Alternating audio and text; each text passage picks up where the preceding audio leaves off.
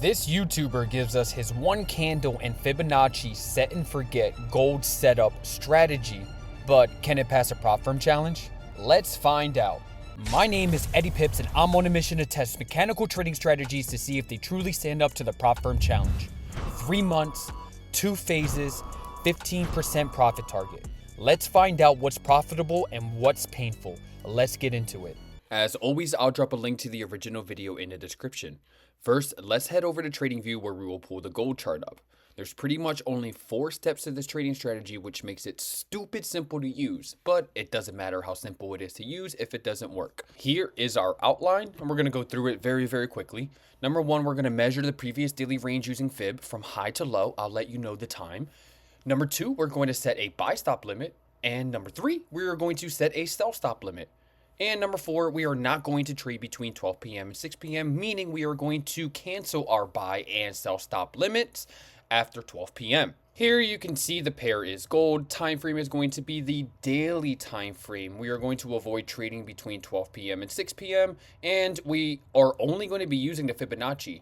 We are going to be risking 1% and targeting 2.5%. But for the back test, I was only risking 0.5% considering that this was only, he stated it was a 42% win rate, which means that you can get 10, 11, 12 losses in a row and that be normal. So for the sake of the video and the prop firm challenge, personally, if I was trading this strategy, I would only be trading it with a 0.5% risk. All right, enough talking. Let me give you a quick synopsis of the trading strategy. Since the Fibonacci is going to be the only tool that we use, I am going to give you the settings here. The settings are on my screen. Give me 1 second. I'll also put them up in writing. And here again are your Fib settings. And let me just click on it to give you another view of the settings. Copy these settings and let's go over what each of these Fib levels means for us. Their entry points, take profit points, and stop loss points. On the screen, I've given you the rules to stop limit orders. This isn't a trading strategy video, so I won't bore you with reading through this so that we can get into the results. But instead, I'll give you an example. Let's head over to the daily time frame and let's go to the next day. Here we are, fresh new daily candle. We're taking our Fibonacci with the settings I gave you and measuring the previous daily candle from high to low. That's very important. Now we're going to go down to the 15-minute time frame and we are going to set a buy stop at the 1, which is the previous daily high. Our stop loss is going to be the 0.9 level on the Fibonacci, and the take profit is going to be at the 1.25 Fibonacci extension level. And we are going to set a sell stop at the 0, which is basically the previous daily low. We're going to set our stop loss at the 0.1 level of the Fibonacci. And again, you have all of these settings that I gave you on the Fibonacci. And we're going to put our take profit at the negative 0.25. And this is what your chart should look like at 6 p.m. every single day. Every day at 6 p.m. you come to the chart and you set these 2 stop limit orders. And essentially what you do is you just let the day play out. We are going to draw a vertical line at noon because that is when we are going to cancel our stop limit orders if they do not hit. Let's see if we get a trade. I'm actually not completely sure. Okay, here we are entered and you can see that we hit take profit. This is not a cherry pick trade. I literally just picked a random day. It's actually the 2nd of January. But then that's it. 1 trade done. Okay, then you cancel your sell order and we wait for the next day. All right, and let's go back to the daily time frame so that we can go into the next day. We are going to take our Fibonacci tool, draw it from the high to the low. Again, very important. And then we are going to go to the 15-minute time frame or whatever time frame that you like. And again, we are going to set a buy stop limit at the previous daily high, which is that 1 level. We're going to set our stop loss to the 0.9 level and our take profit to the 1.25 level for a RR of about 2.5. We are going to set a sell stop limit at the 0 level. We are going to put our stop loss at the 1 level. And we are going to put our take profit at the negative 0.25 for, again, about a 2.5 R. We are going to set buy stop limit and a sell stop limit, and we are going to let the day play out. We're going to draw a vertical line here at noon the next day because we are not going to be trading past then. Let's see what happens. All right, here you can see that we were stopped out. Price came down. Let's go down to the 5-minute time frame so that you can see it a little more clear. Here you can see our buy stop was triggered with this huge candle here. Almost hits take profit, misses it by a few points, and then comes down and tags our stop loss. There were 2 questions to this trading strategy that I had. In the video, he says at 12 p.m. we cancel our limit orders if they have not been hit. But he did not clarify on whether we exit the trade that we're currently in at 12 p.m., which is noon the next day, or if we stay in the trade until it hits take profit. So I wasn't sure if there were any early exit rules. And another question that I had is you can't actually execute on gold until 6:04 if I'm not mistaken.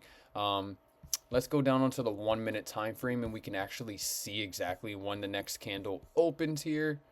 Yeah, so 6:04, we can't actually set a stop limit until 6:04 the next day. So what happens if the daily high is somewhere down here and it at 6 p.m. it triggers, but since we can't set a limit order until 6:04, are we market executing that order? Or are we just leaving it go for the day? All right, enough about the trading strategy. I've given you a nice, clean breakdown and synopsis of this trading strategy. Again, if you want to check it out, it will be in the link in my description. But let's go ahead and jump right into the prop firm rules that we are going to be following for this video and then jump right into the results. We are going to be using the rules of FTMO. I am not at all sponsored by them, but they are just fantastic. They've been in the business for a long time. They have 2 phases. The first phase, you need to hit a 10% profit target, and in the second phase you need to hit a 5% profit target, but during both phases you're able to have a max loss of 10%, which is fantastic. So I'm going to go over to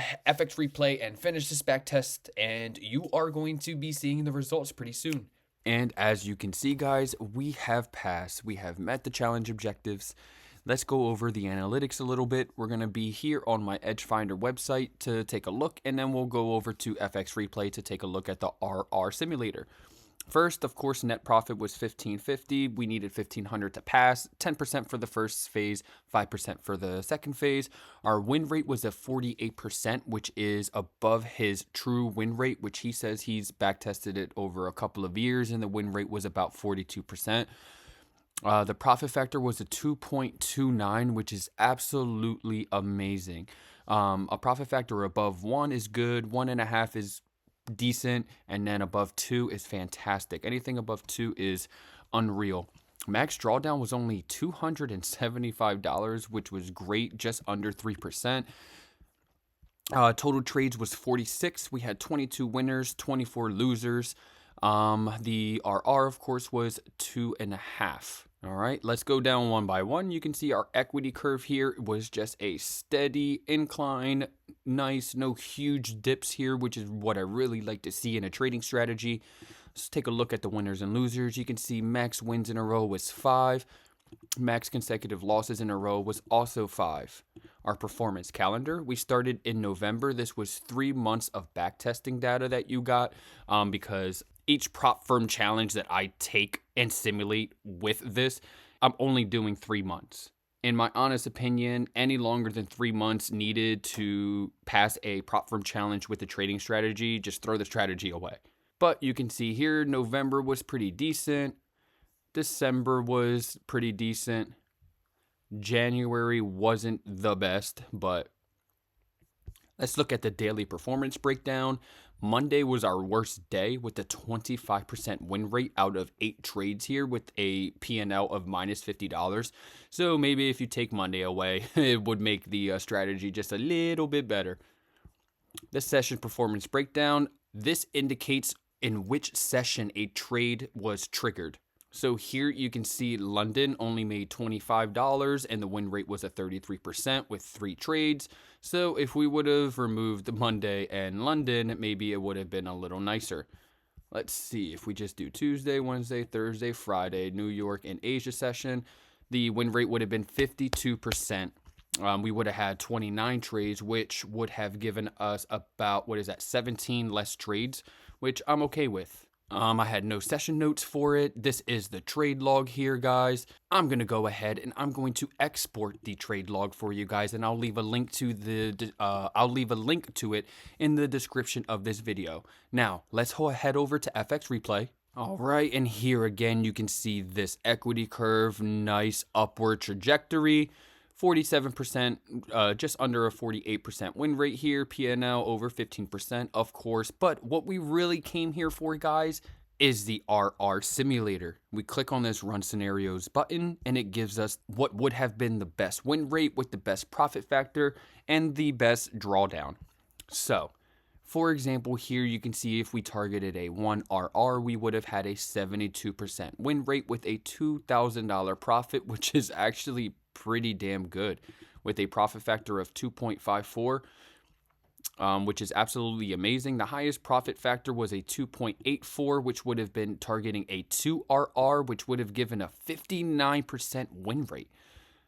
That's actually quite amazing. It'd be interesting to see how it would be backtesting a 1 RR and the 2 RR. But what would have given us the most profit here is targeting a 4 RR, which is crazy. It would have only given a 39% win rate, so you probably would have gone into quite a bit of drawdown here. The average drawdown here shows 2.5%, but that is risking 0.5% there, so that would have been about 5%, which actually isn't terrible either. But so here it looks like what would have yielded the most profit was the 4 RR. 1 RR would have yielded the best hit rate, and the best profit factor would have been 2 RR. So would I trade this strategy or suggest anybody else to trade this strategy? Yes.